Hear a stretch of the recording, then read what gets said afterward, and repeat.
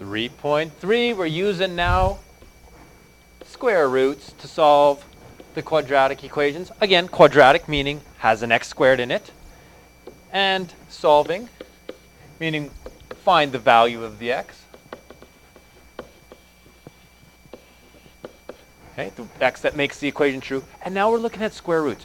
We started with factoring, but you know what? Sometimes things are not factorable. We need another strategy. In walks the square roots and what's called completing the square. Let's look at the first one, getting started. When an object falls, it accelerates until the force of gravity is equal to air resistance. Then the object has reached its terminal velocity. Good movie. When a hailstone falls, its approximate terminal velocity, v centimeters per second, is modeled by that equation. The largest hailstone recorded in Canada had a diameter of approximately 10 centimeters. Woo! And in Saskatchewan there, in 1973, determine the approximate terminal velocity of that hailstone. Let's do it. So start with your formula. V squared equals 2 million d. Plug in your diameter, 10. So V squared is equal to 2 million times 10. That gives us 20 million. But now we've got V squared. We need to get the V by itself. That means we are doing the square root of both sides. But, whoa, wait a minute. When you do the square root, you got to remember something real important. It's always plus or minus. We don't need to put it on both sides of the equation. We're just going to put it on the number side right now. So we've got squaring and square rooting. Those cancel each other off. We just get left with V. But now we've got the square root plus or minus the square root of 20 million, which gives us plus or minus 4472.1359 dot dot dot. Wait a minute. In this situation, it's an application. We're not going to be talking about the negative velocity. Okay? So we're just going to use the principal square root right now. Okay? The plus or minus, we leave that for physics where we look at direction. In this one, we're just saying it is going approximately 4472 centimeters per second. That's pretty fast. Again, now just solving some equations real quick. We're using that same principle there. The square root principle means when you take the square root, put plus or minus in front. Don't forget about that. All right, x squared equals 16. We're going to take it and square root both sides. But when you take the square root, you put plus or minus. If the square root's already in a question, then you just use whatever side is in front. You're putting the square root there. It becomes plus or minus 4. Next one, x squared plus 5 equals 14. Let's get the x squared by itself. So subtract the 5, subtract the 5. We get left with x squared equals 9. Square root both sides. Plus or minus x is equal to plus or minus 3. Same thing with the next one. No different. Get the x squared by itself. 2x squared. We're going to add 8 to both sides. Gives us 24. Divide by 2, x squared is equal to 12, square root it, and plus or minus the square root of 12. That can go down a little bit lower. We got to remember how to simplify radicals as well. This can break into square root of 4 times the square root of 3, square root of 4, hey, that's 2, plus or minus 2, square root of 3. That's where we want to take it to. Simplified radicals. X minus 1 squared equals 5. Don't expand it. We can just square root both sides and keep right on moving. Let's do that. Let's square root both sides. Remember the plus or minus. Square root and square rooting cancel off. We just get the radicand. X minus 1 equals plus or minus square root of 5. Can't take the square root of 5. Can't take it lower. Add the 1 over. we like to put it in front. 1 plus or minus root 5. So that the plus or minus is in the middle here between the two of them. Okay, what we've just been addressing there is this issue. When we've got x squared, there's supposed to be two roots, or two x-intercepts, or two answers to this equation. Well, there is. When we work it through, we notice that we get plus or minus 2. That means positive 2 and negative 2. There's our two answers. We didn't have to do it by factoring. Could we have done this one by factoring? Absolutely, we could have done this question here by factoring. X squared minus 4, that's a difference of squares. X minus 2, x plus 2 equals 0, so that means x minus 2 equals 0. Or x plus 2 equals 0, x equals positive 2, or x equals negative 2. Same answer, two different ways. The whole point of what we've done here today is looking at putting a plus or minus in front. Two more quick ones to solidify this concept before we move to the more important concept for this lesson. So, again, get the x squared by itself. Notice that there's only an x squared. There's no other x. That's how we know when we're using this process. Okay, so add 7 over 3x squared is equal to 15. Divide by 3, x squared is equal to 5. Square root both sides, x is equal to plus or minus the square root of 5. Can't go any lower. That's done deal. That's where it stops. Next one. Don't expand it. Square root both sides right from now. But don't forget the plus or minus. So x plus 3 is now equal to plus or minus square root of 20. Ooh, square root of 20, that can go down lower. We got to take it lower. Square root of 20 can break down into the square root of 4 times the square root of 5. Why choose square root of 4? That's a perfect square. So we now get x plus 3 is equal to plus or minus square root of 4, that's 2. Square root of 5. And last step here, we're going to subtract the 3 over. And like I said already, put the negative 3 in front, plus or minus in the middle, 2 root 5. Done deal there.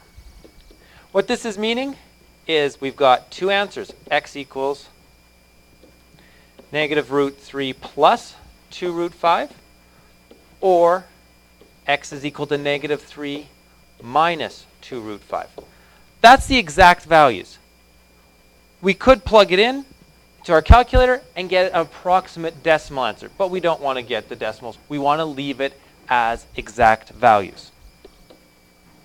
Not every quadratic equation has real number roots.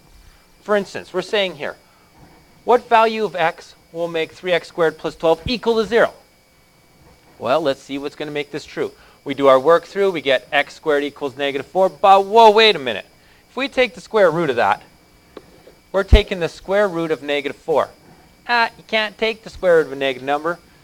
There's no real roots. No solution here. There's nothing in the real numbers that's going to be able to be plugged in for x to make that equation true. Before we move on now, we're going to do a quick little step back, a little bit of a reminder on some special factoring that we've done in the past. Hey, x plus 4 squared, x minus 5 squared, these are perfect squares. If I'm expanding them, x plus 4 squared is meaning don't go x squared plus 16, no. It means x plus 4 times x plus 4, and we expand that baby up.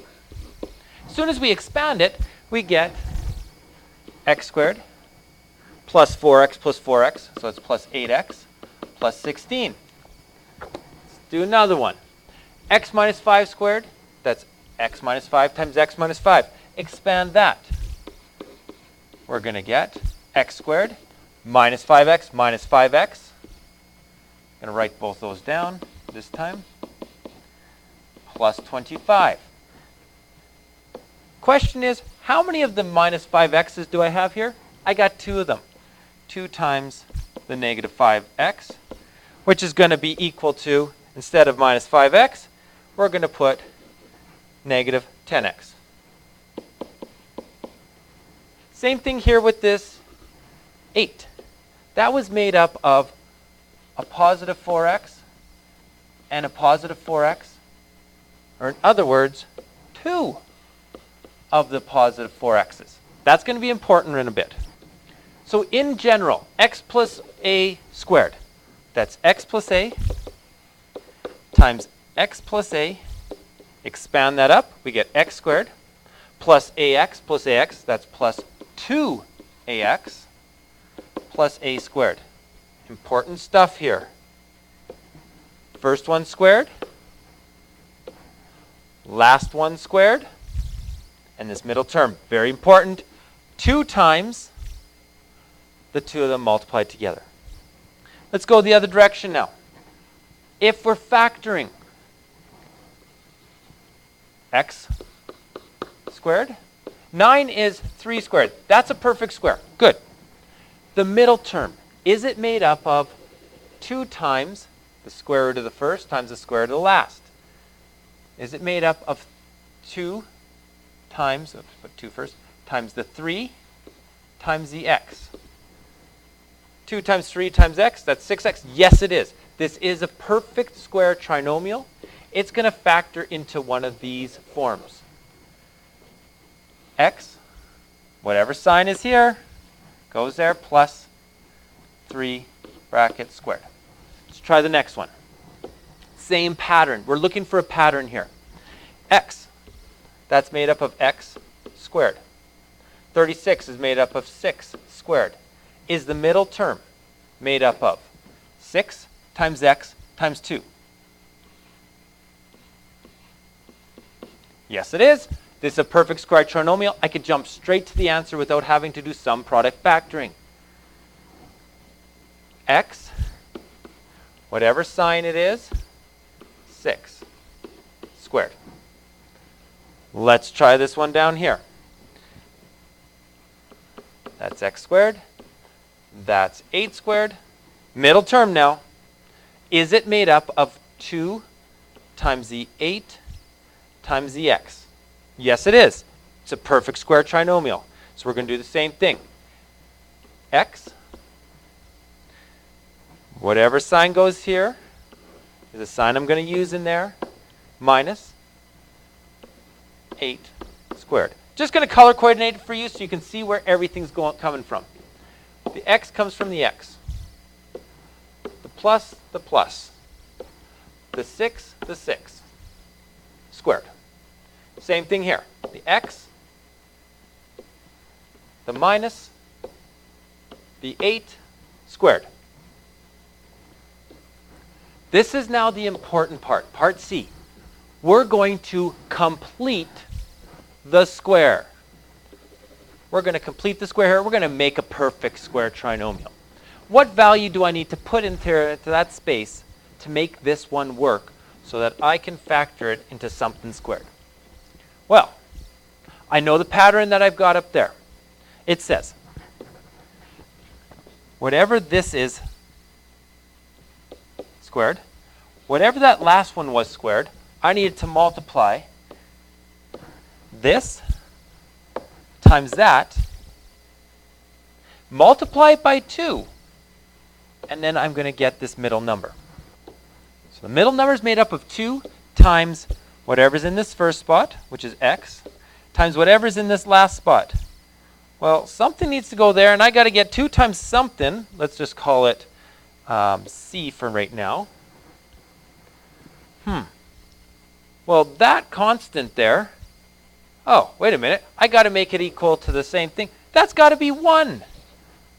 So this has to be 1 squared. 1 squared is 1. The only value that's going to make this one work is a 1. X, same sign, plus 1 squared. Let's do another one. These are tricky. I'll be going over this concept again because I know a little bit tricky to begin with. X squared plus 18x plus something. We need a pattern to be able to work a little bit faster with this. Watch this here. This 2x, if we divide the 2 out, it leaves us with the number to use here. So let's take that 18. Let's divide it by 2. That's going to give us 9. We know that the x came from the beginning, so I don't need to worry about that. This 9 needs to be squared to be brought back in. 9 squared, 81. X plus that 9 squared. Let's try the next one. Ooh, they're trying to get trickier on us. We know that this middle term is made up of 2 times the square root of the first, the square root of the last. X comes from the first term, so don't worry about that. We just need to divide the 3 by 2 and then square it. So we're going to get 3 over 2 squared. That's 9. 3 squared is 9. 2 squared, 4. 9 over 4. Leaves us with x minus, same sign, 3 over 2 squared. Last one there, trickier yet. We got a fraction. Don't matter. Same pattern. Let's take this value out on the side. 1/4 divided by 2 and then square it. That's our pattern. Divide by 2 and square. That's what it's showing down here for you as well. Divide by 2 or multiply by half, same thing, and then square. Dividing by 2 is the same as multiplying by half, so I'm just going to say that this is 1/4 times 1/2, or multiply by reciprocal there, and then square it. 1/4 times a half, 1 times 1, 4 times 2, 1/8, and then square it. Whoa, wait a minute. That number right there, 1/8, that's going to be an important number. I'm just going to highlight it because I'm going to use it right away. 1 squared is equal to 1. 8 squared, 64. There. 64. That's the number that I'm going to bring in here, 1 over 64. So this number, 1 over 64, goes into the equation. But when I now do the factoring of it, x, same sign, minus the 1/8. That number right before I squared it. That's the number that I'm going to throw down into that equation. Squared. Woo! We're going to need a lot more practice on that one, I think. All right, so a lot of the questions we can do by completing the square. That's what we just looked at. We can do that with algebra. We can also do it with algebra tiles. And you might say, well, why is it called completing the square exactly? Well, let's look at it in algebra tiles. And there's a lady really wanting to explain that to you, so you can see why. Some quadratic equations can be solved by completing the square. Algebra tiles can be used to illustrate this process. For example, we can model x squared plus 6x equals 16 using algebra tiles. X squared plus 6x equals 16. We can arrange the tiles on the left side to try to form a square. To complete the square, we need to add 9 one tiles. To keep the equation balanced, we add 9 one tiles to each side. Our equation is now x squared plus 6x plus 9 equals 25. The tiles on the right side also form a square. Each square represents a product. We can use guiding tiles to determine possible factors of each product. For x squared plus 6x plus 9, the side length of the square is x plus 3. So, x squared plus 6x plus 9 equals x plus 3 squared. For 25, there are 2 possibilities. We can use positive 1 tiles to show that 25 equals 5 squared, or we can use negative 1 tiles to show that 25 equals negative 5 squared. Let's look at the case with the positive guiding tiles first. Since x plus 3 squared equals 5 squared, we can say that x plus 3 equals 5.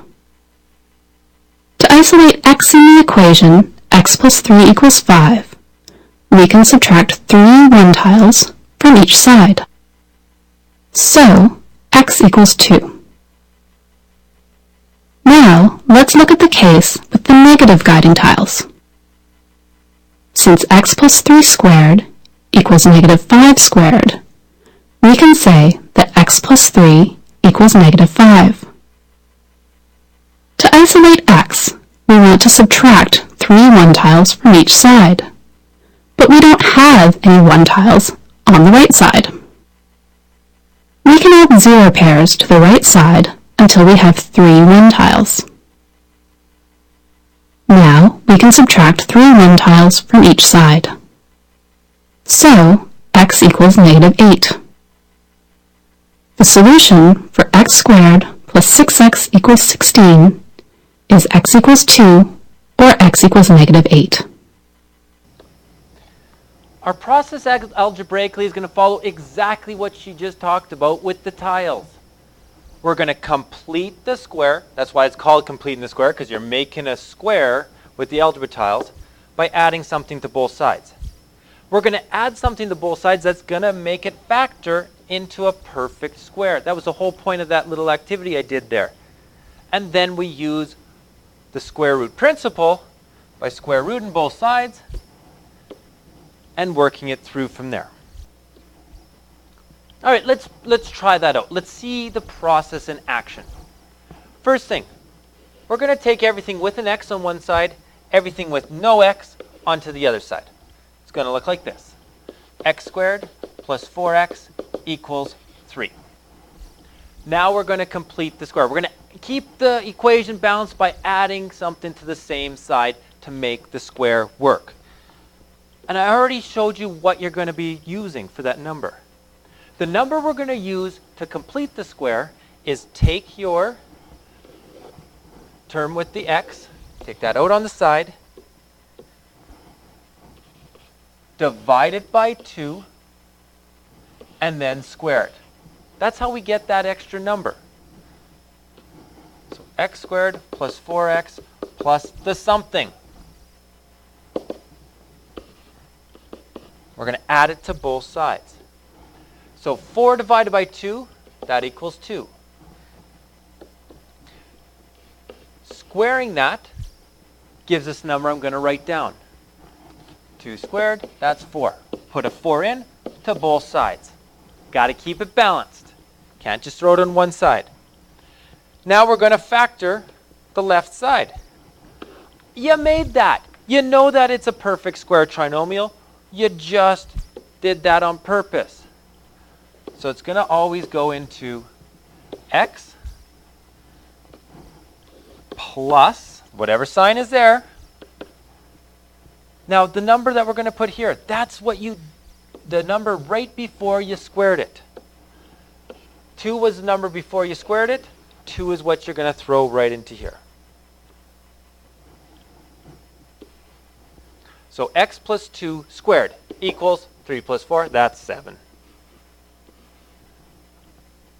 Square root both sides using the square root principle. Plus or minus. So now we get x plus 2 equals plus or minus square root of 7. Can't take that any lower. Just subtract over your 2. And we get x equals -2 plus or minus the square root of 7. That's the exact form. Break it up. We've got x equals -2 plus square root of 7. You could punch into your calculator. Or x equals -2 minus the square root of 7. That's the second root. Ooh, getting trickier now. Now we're throwing in some fractions. Process is still the same. Let's go again through it. X is on one side. Constants on the other side. So we get 1/2 x squared plus 3x equals 9 over 2. But wait a minute. Whoa. I don't want to have to deal with fractions. I can get rid of that 1/2 by multiplying both sides. As long as I do it to both sides, it keeps it nice and equal, this balance here, this equation. I'm going to multiply both sides by the LCD, which is 2. That's going to give me, multiply both parts by it, 1/2 times 2, that's x squared. Good. That's what I want. Plus 6x equals 9. Hey, this is a lot easier numbers to work with. We'll still get the same answer at the end because I did the same to both sides. And now we repeat what we've done x squared plus 6x plus some blank equals 9 plus the same blank. Got to do it to both sides. Take your middle term, this right here, take it out on the side.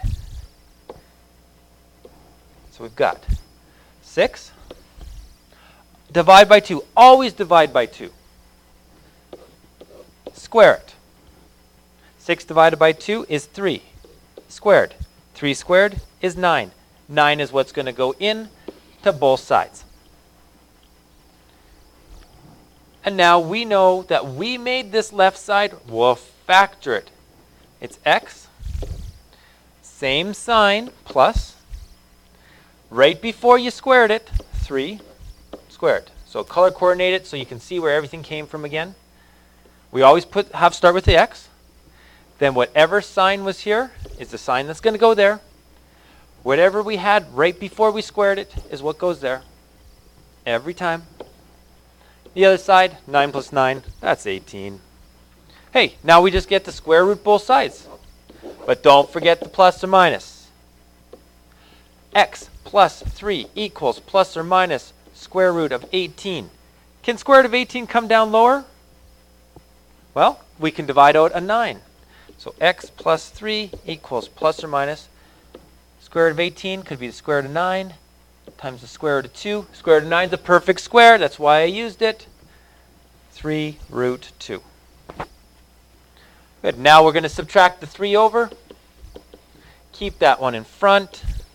Negative 3 plus or minus 3 root 2. Hey, we got two answers again. Break them up. X equals negative 3 plus 3 root 2. Or x equals negative 3 minus 3 root 2. There's your two answers. Throwing another thing at you. Got a negative 5 in front. Start the same way. Get your x's on one side, number to the other side. But wait a minute. It's so much easier. We want to get x squared. Let's just divide both sides by that leading coefficient. So then I can have a nice number to work with. That's going to give me x squared. Don't forget to divide both parts. Plus 2x equals negative 2 divided by negative 5. That's 2/5. Now positive. Hey, now that's a lot easier to work with.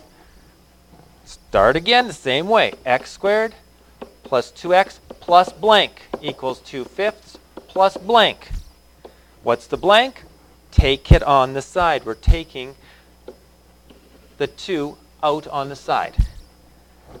So 2, always divide by 2 and square it. 2 divided by 2 is 1. 1 squared is 1. That's the number I'm bringing back in to both sides. You made the left side, you know what it's going to factor to. X, same sign, plus the number right before you squared it. Whoops, right there, yeah. Is the number we're going to bring in here. 1 squared equals 2/5 plus 1. That's 2/5 plus 5/5. So x plus 1 squared equals 7/5. Now square root both sides. Plus or minus x plus 1 equals plus or minus the square root of 7/5. Subtract the 1 over, and you get x equals negative 1 plus or minus square root of 7/5. We'll leave it as that. All right, last question in this one. A person stands on a cliff, 55 meters high, throws a stone, blah, blah, blah, blah, blah. We've got an equation. When will the stone hit the water? The stone's going to hit the water when the height is equal to 0. That's where the water is. Height is 0. So we start with our equation. H equals 55 plus 30t minus 5t squared. First step, put in 0 for the h. All right, let's get our t's to one side. Let's make our t positive, so I'm going to move it to the left side. 5t squared minus 30t equals 55. So all I did was minus 30t plus 5t squared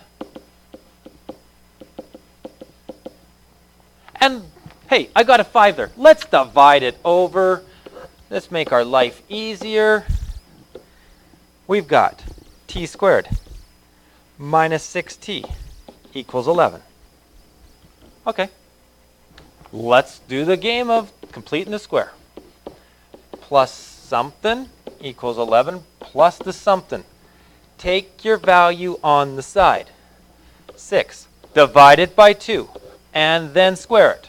6 divided by 2, 3. Squared is 9. 9 goes in to both sides. We made the left side. We know that's going to factor to t minus the number right before you squared it. 3 squared equals 11 plus 9. That's 20. Square root both sides. Don't forget the plus or minus there. And we get t minus 3 equals plus or minus. Oh, we can break this one down. That's the square root of 4 and the square root of 5. So we got 2 root 5. Add the 3 over. 3 plus or minus 2 root 5. This answer is talking about time. The positive answer is only going to be the one that makes sense. So t is equal to 3 plus 2 root 5. We're going to ignore the extraneous root of the minus. So my answer, because they said to the nearest tenth, is approximately equal to, plug it into your calculator, 3 plus 2 root 5, 7.4721 dot dot dot. Nearest tenth, 7.5 seconds. Lovely. All right, got your 3 questions. Answer those up. We're going to talk about those 3, and we'll do a few more, completing the square. Make sure you understand and it solidifies for you this whole process, because you're going to be using it over and over again in these next 2 chapters. All right, see you in class.